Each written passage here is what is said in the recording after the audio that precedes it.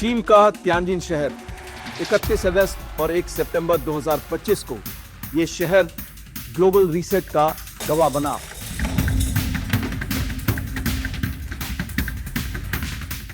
जी हां, वैसे तो चीन में अब तक इससे पहले 5 संघाई कोऑपरेशन ऑर्गेनाइजेशन की मीटिंग्स हो चुकी थी, लेकिन ये जो 25वां मीट था संघाई कोऑपरेशन ऑर्गेनाइजेशन का और चीन में छठा मीट, वो एक ग्लोबल रीसेट का गवाह बना।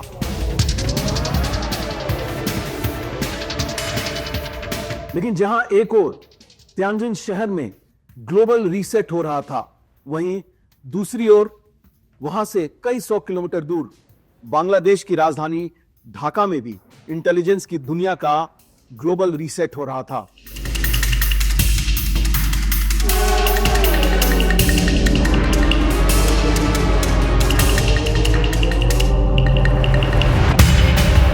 जी हां, ढाका के एक 5 सितारा होटल में कुछ ऐसा हुआ जिसने कि इंटेलिजेंस की दुनिया में कोहराम मचा दिया और CIA के ऑपरेटिव्स को, या यूं कहें CIA को, यह संदेश दिया कि तुम्हारे रिज्यूम चेंज ऑपरेटिव्स अब सुरक्षित नहीं हैं और इंटेलिजेंस की दुनिया का ग्लोबल ऑर्डर अब बदलने वाला है। मेरा नाम नीतीश है और मैं आज आपको इसी कहानी की तह तक ले जाऊंगा और आपको बताऊंगा कि ढाका के एक 5 सितारा होटल में US स्पेशल फोर्सेस के जिस ऑपरेटिव की मौत हुई, उसके पीछे की कहानी क्या है, उसके पीछे की इनसाइड स्टोरी क्या है।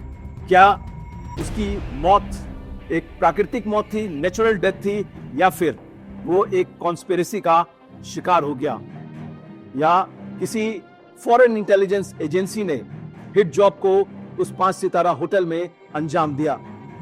इस कहानी की पूरी तह तलाशने बने रहिए मेरे साथ। दोस्तों, जहां 31 अगस्त और 1 सितंबर 2025 को चीन के तियानजिन शहर में 20 देशों के राष्ट्राध्यक्ष मीटिंग कर रहे थे, वहीं इंटेलिजेंस की दुनिया में भी बांग्लादेश में कुछ ऐसा हो रहा था जिसने पूरी दुनिया को चौंका दिया है। अब पहले बात कर लेते हैं चीन के तियानजिन शहर में असल में क्या हुआ।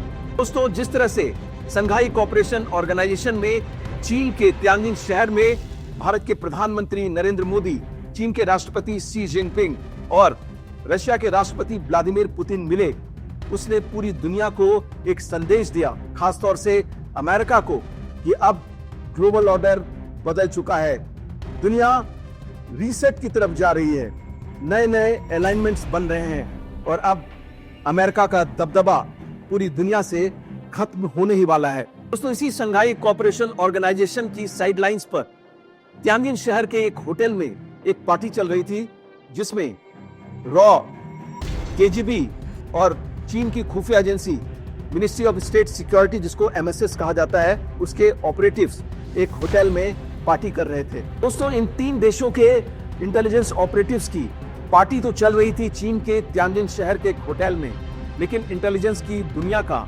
ग्लोबल रीसेट हो रहा है, ऐसा संदेश मिल रहा था ढाका, बांग्लादेश की राजधानी के एक 5 सितारा होटल वेस्टिन होटल से।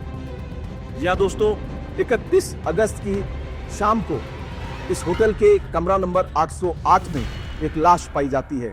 दोस्तों, ये लाश किसी साधारण व्यक्ति की नहीं थी, बल्कि ये लाश थी first US special force command airborne के इंस्पेक्टर जनरल टेरेंस एरवेल जैक्सन की।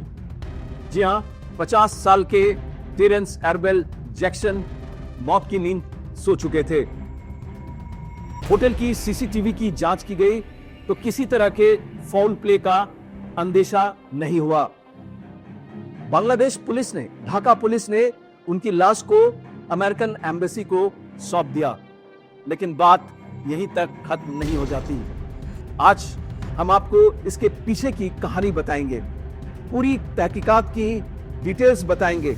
हालांकि इस बारे में कई खबरें अब तक आ चुकी हैं, लेकिन मैं जो आपको बताऊंगा, पूरी इन्वेस्टिगेशन की डिटेल्स आपको बताऊंगा। मैं आपको ये बताऊंगा कि उसकी इस मौत के पीछे कौन है, और उसकी ये मौत नेचुरल डेथ नहीं थी, बल्कि इसके पीछे एक सोची समझी साजिश थी। और इस साजिश को किसने अंजाम दिया और उसके पीछे मास्टरमाइंड कौन था, इन सब की तह तलाशेंगे। इन सब के बारे में मैं आपको पूरी इंफॉर्मेशन दूंगा। पूरी कहानी खत्म होने तक हमारे साथ बने रहिए।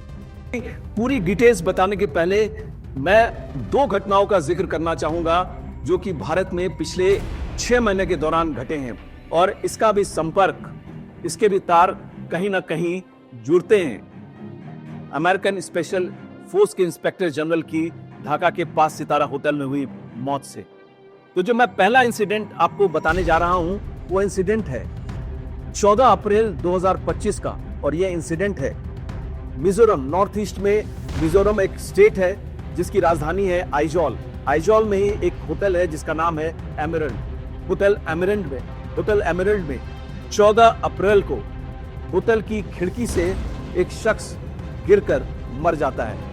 यह शख्स अमेरिकी मूल का और चिन ट्राइब का एक शख्स था। इस शख्स का नाम था हु वैन उक कुंग। ये शख्स अमेरिका का नागरिक था। ये रहने वाला था टेक्सास शहर का, अमेरिका के एक टेक्सास शहर का था, और ये लगातार कई बार मिजोरम विजिट कर चुका था।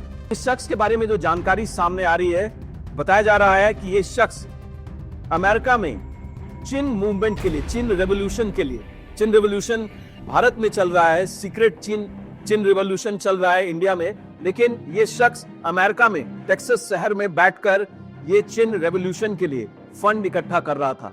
ये एक ट्रस्टेड नाम था और जाना पहचाना चेहरा था अमेरिका में। जो अमेरिका में चिन एथनिक ट्राइब के लोग वहां पर रहते हैं वो उसको भली भांति जानते थे। जैसा कि मैंने आपको बताया, इस शख्स का नाम था हु वैन उक। ये एक अमेरिकन चिन था, अमेरिकी नागरिक था, लेकिन चिन एथनिक ट्राइब का इसका मूल था। तो इसकी मौत हो जाती है 14 अप्रैल को होटल की खिड़की से गिरकर इसकी मौत हो जाती है, और मिजोरम पुलिस इसकी जांच करती है। उसके बाद अमेरिकन एम्बेसी को इसके बारे में बता दिया जाता है। दोस्तों, ये तो मैंने जिक्र किया आपको पहली घटना का। अब मैं आपके सामने दूसरी घटना का जिक्र करता हूं। ये घटना है मिजोरम की राजधानी आइजॉल की, जहां मई के पहले हफ्ते में लेपोंग एयरपोर्ट, जो मिजोरम का एयरपोर्ट है लेपोंग एयरपोर्ट, वहां से बांग्लादेशी मूल के 2 अमेरिकन नागरिकों को डिपोर्ट कर दिया जाता है। कहा जाता है कि इन लोगों के पास जो परमिट होने चाहिए, जो रेस्ट्रिक्टिव एरिया परमिट होता है, इन लोगों के पास वो परमिट नहीं था, और वो किसी न किसी तरह से इसका जो प्रोटेक्टेड एरिया जो परमिट होता है उसके रूल्स का वायलेशन कर रहे थे। इसी सिलसिले में दोनों को वापस डिपोर्ट कर दिया जाता है। ये थी दूसरी घटना। जरा गौर कीजिए, दोनों ही केस में अमेरिकन नागरिक इन्वॉल्व हैं। जो आइजॉल के एमरल्ड होटल में जिस शख्स की खिड़की से गिरकर मौत हुई थी, वो भी टेक्सास का रहने वाला था, अमेरिका का रहने वाला था, और जो 2 बांग्लादेशी मूल के अमेरिकन नागरिकों को डिपोर्ट किया जाता है मई के पहले हफ्ते में, वो भी अमेरिकन नागरिक थे। दोस्तों, ये क्या बताता है? नॉर्थ ईस्ट में CIA यानी अमेरिका वही क्रिश्चियन स्टेट को कार्व करने के लिए अपना ऑपरेशन चला रहा है, और किसी ना किसी तरह से नॉर्थ ईस्ट में अपने ऑपरेटिव्स को भेज रहा है ताकि वो वहां जाकर जो सेपरेटिस्ट है, जो वहां चिन मूल के लोग हैं, कुकी जनजाति के लोग हैं, उनसे संपर्क साधे, वहां पर ऑपरेशन चलाएं और जो सेपरेटिस्ट मूवमेंट है उसको जो है हवा दें, जिससे कि भारत डीस्टेबलाइज हो सके। इन 2 घटनाओं का जिक्र मैंने आपके सामने किया। इन दोनों ही घटनाओं में अमेरिकन नागरिक इन्वॉल्व हैं। दोस्तों, आइए अब मैं चलता हूं और आपको बताता हूं कि आखिर टेरेंस एरवेल जैक्सन की मौत के पीछे कौन है, इसके पीछे की क्या कहानी है, और इस पूरी घटना का मास्टरमाइंड कौन है। दोस्तों, टेरेंस एरवेल जैक्सन की मौत उतनी साधारण नहीं जितनी नजर आती है। दोस्तों, वेस्टिन होटल, जो कि मैरियट इंटरनेशनल का एक पार्ट है, ढाका के इस होटल में एरवेल जैक्सन की मौत के बाद उसके इन एंड अराउंड जितने भी सीसीटीवी कैमरास लगे हुए थे उसकी जांच की जाती है, लेकिन ऐसा कुछ भी सस्पिशियस नजर नहीं आता। ना कोई ऐसा व्यक्ति जो कि जैक्सन के कमरे में एंट्री कर रहा हो या फिर जैक्सन के कमरे से बाहर निकल रहा हो। किसी भी तरह की कोई सस्पिशियस एक्टिविटी नजर नहीं आती और उसकी लाश को अमेरिकन एम्बेसी को हैंडओवर कर देती है ढाका पुलिस। कहा जाता है कि जैक्सन की मौत एक नेचुरल डेथ थी, हालांकि डेथ का कॉज नहीं बताया जाता है। अब मैं आपको बताता हूं दोस्तों, जैक्सन की मौत, पहले जैक्सन की मौत किस वजह से हुई इसको जानने के लिए जैक्सन का बैकग्राउंड जानना आपको बहुत जरूरी है। दोस्तों, टेरेंस आर्वेल जैक्सन एक रिजीम चेंज स्पेशलिस्ट था। वो first US special forces airborne की यूनिट का इंस्पेक्टर जनरल था। वो काफी एशिया के कई देशों में काम कर चुका था। उसको रिजीम चेंज का खासा एक्सपीरियंस था। यह भी कहा जाता है कि शेख हसीना की जब सत्ता पलटी उसमें भी इस शख्स ने एक अहम भूमिका निभाई थी। जो इंटेलिजेंस सोर्सेज हैं वो बताते हैं कि ये शख्स दरअसल ढाका में इसलिए आया था ताकि मोहम्मद यूनुस को वो प्रेशराइज कर सके, आर्म ट्विस्ट कर सके। जो सेंट मार्टिन आइलैंड है उसको बांग्लादेश उसके हवाले कर दे, अमेरिकन स्पेशल फोर्सेस के हवाले कर दे, और साथ ही में जो रखाइन तक, बांग्लादेश की सीमा से रखाइन तक जो ह्यूमैनिटेरियन कॉरिडोर बनाने की बात थी जिसके खिलाफ बांग्लादेश आर्मी खड़ी हो रही थी, उस कॉरिडोर को, ह्यूमैनिटेरियन कॉरिडोर को बनाने की इजाजत एक बार फिर से यूनुस गवर्नमेंट दे और वो तमाम जो जोर तंगल करके वो इसका जो परमिशन यूएस आर्मी के लिए हासिल कर ले। ये दो मकसद थे उसके, जैसे मैंने आपको बताया, सेंट मार्टिन आइलैंड का एक्सेस यूएस स्पेशल फोर्सेस के लिए हासिल करना, और दूसरा बांग्लादेश की सीमा से म्यांमार के रखाइन प्रोविंस तक ह्यूमैनिटेरियन जो कॉरिडोर है उसका एक्सेस हासिल करना, ह्यूमैनिटेरियन कॉरिडोर बनाने की परमिशन हासिल करना।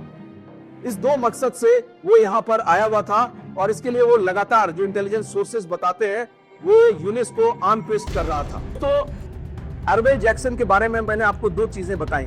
आइए अब आपको बताते हैं कि आखिर उसकी मौत के पीछे कौन है। हालांकि इसकी मौत को अब तक नेचुरल बताया जा रहा है, लेकिन ऐसी बात नहीं है। जो इंटेलिजेंस के सर्किल में जो सोर्सेज हैं कुछ और कहानी बताते हैं।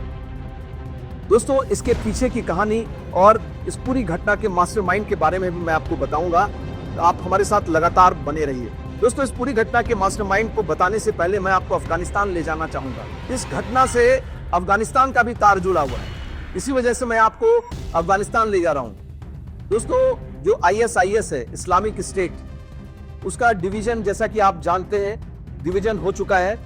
दो भागों में ISIS बच चुका है।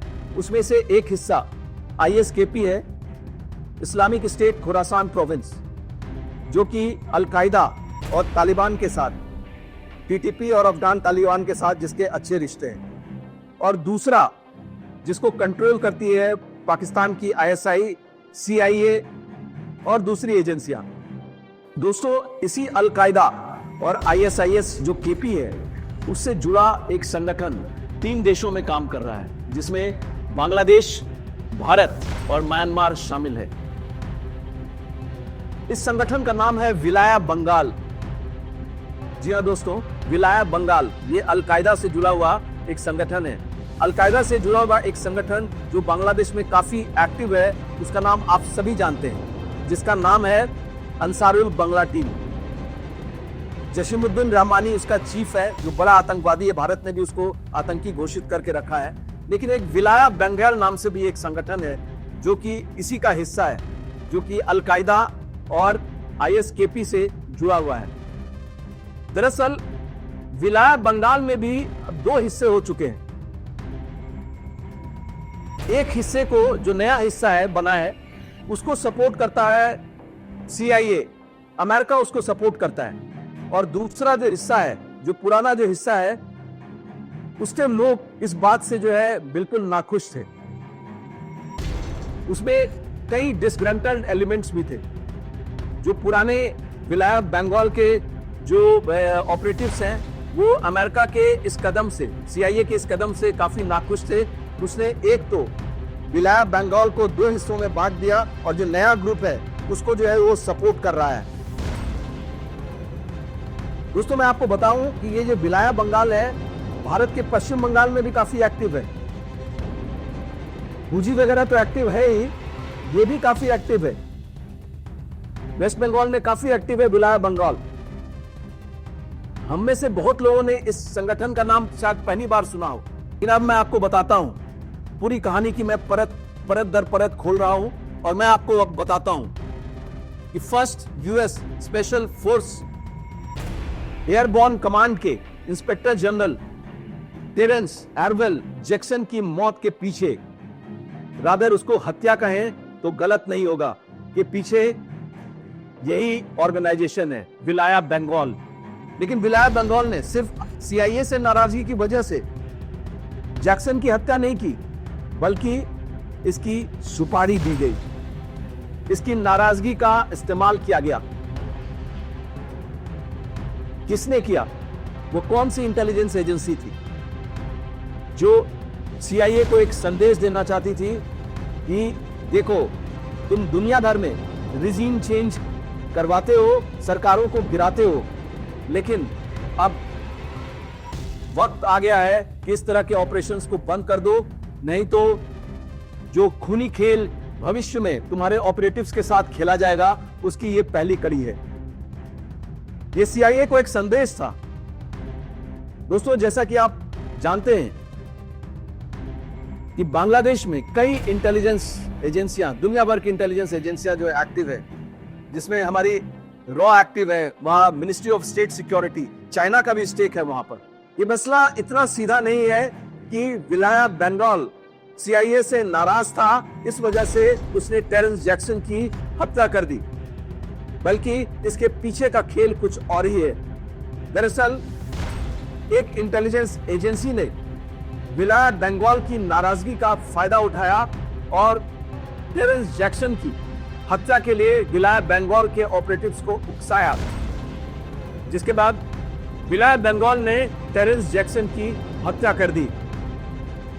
हालांकि जो CCTV था होटल का, उसमें कुछ नजर नहीं आया, किसी तरह की कोई सस्पिशियस एक्टिविटी उसके कमरे के आसपास नजर नहीं आई।